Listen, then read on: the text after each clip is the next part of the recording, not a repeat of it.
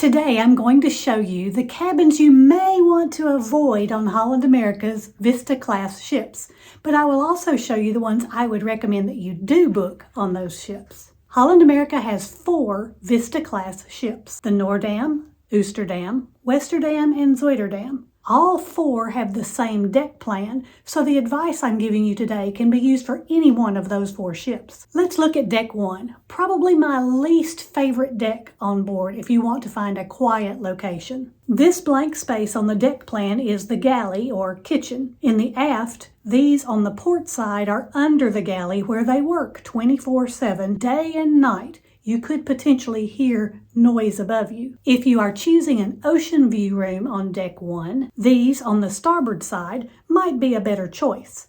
Some are below the Explorer's Lounge. This is the area where Lincoln Center used to be located.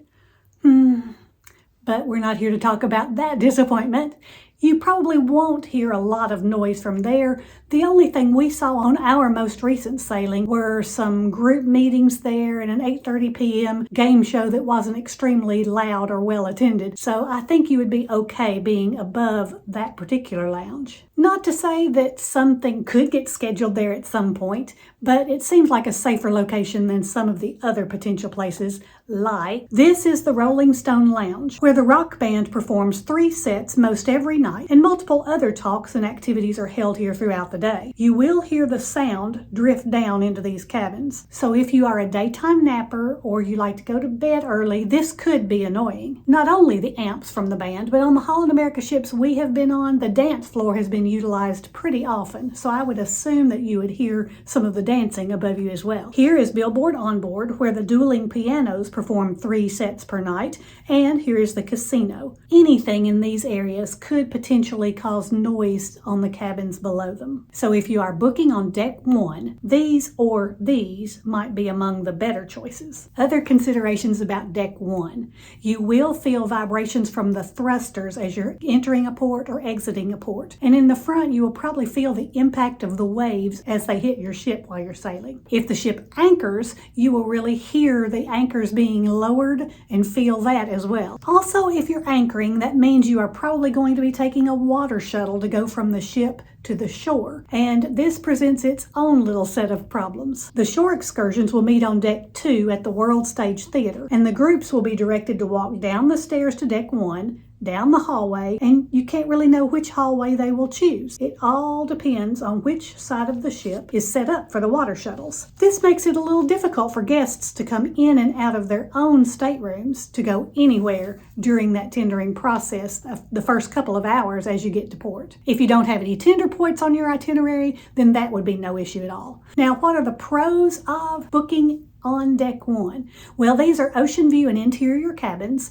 and they are typically less expensive than any other deck on the ship. So that is definitely a consideration. Also, you see all these little pluses on the diagram. These are connecting rooms, and there are more rooms for 3 and 4 occupancy on this floor and that connect, which are great for families. So this could be good as well. If you're a person who can sleep through anything, or you already plan to be up late for all of the entertainment anyway, then this deck could be very good for you to take advantage of the price, and it won't bother you. Okay, let's move up to deck 4. There are some things I really like and some things that I'm not too crazy about on this deck. These rooms in the forward are directly above the world stage. You will possibly hear noise from the performances, rehearsals, and the lectures below, especially these interior cabins. Not so much the balcony cabins though. These symbols represent the lifeboats. The only view you're going to get is of a lifeboat. You should instead try to book one of the rooms between the lifeboats so you can at least have a little bit of a view.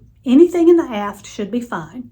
You will not really hear much wafting up from the dining room. If you're on your balcony, you might hear conversations from people who are talking while walking on the promenade below. My very favorite recommended decks are decks 5, 6, and 7. These are called sandwich decks because the only thing above or below those cabins are other cabins. So you are less likely to hear any kind of noise of public areas in these particular cabins than anywhere else. Although these interiors here could still hear some noise from the world stage, We experienced that on a Princess ship in an interior cabin several decks above the theater. That noise still just wafted up from the theater. So if you have experience in any of these forward interior cabins on upper decks above the theater, if you'll leave a comment to let me know what your experience was, that's really helpful. And while I'm at it, if you're finding any information in this video helpful, if you'll hit that like button, and if you would like to subscribe, that will help me out too. Thanks so much. Deck 8 is a no-no, in my opinion. These might be fine, but the rest are under very noisy public areas like the fitness center, where I once heard the constant thump, thump, thump of people running on treadmills. Below a pool deck, you will hear constant scraping of people moving deck chairs during the day, and late at night when the deck crew are stacking the chairs, and early in the morning when they're putting the chairs back out. The smoking area is located here, so if you are highly sensitive to cigarette smoke, you might notice it in these balcony cabins. However, if you are a smoker, then booking a cabin right below the smoking area could have its advantages. Or any aft cabin that you can get the elevator to get up there quickly. Deck 10 has a few cabins. You really won't hear noise from the fitness center wafting upward. These are great if you want to enjoy the quick access to the crow's nest and the morning specialty coffees and the forward view from floor to ceiling windows. Especially great if you have an interior cabin here. The downside to these cabins, though, is they're up high and very far forward, which means you will feel the most motion of any of the cabins on the ship and these decks. If you have no issues with motion sensitivity, this could be a great place to be. Above you is an observation deck, but I never found this to be a high traffic area. As far as convenience goes, if you are a pickleball player, the sports court is located where you can have access if you go as high as you can go on the aft elevators. So booking a cabin near the mid to aft elevators would be the best for using the sports court really often. And if you're traveling with children, staying near the mid-ship elevators will be an advantage because the kids club area on this ship is on deck 10 mid, and it's the only elevator that takes you where you do not have to walk outside to get to the kids club. I really enjoy the Vista Class ships. I hope these ideas give you some helpful hints when it comes to booking your own cabin on the Vista Class ships, the Noordam, the Oosterdam, the Zuiderdam, or the Westerdam.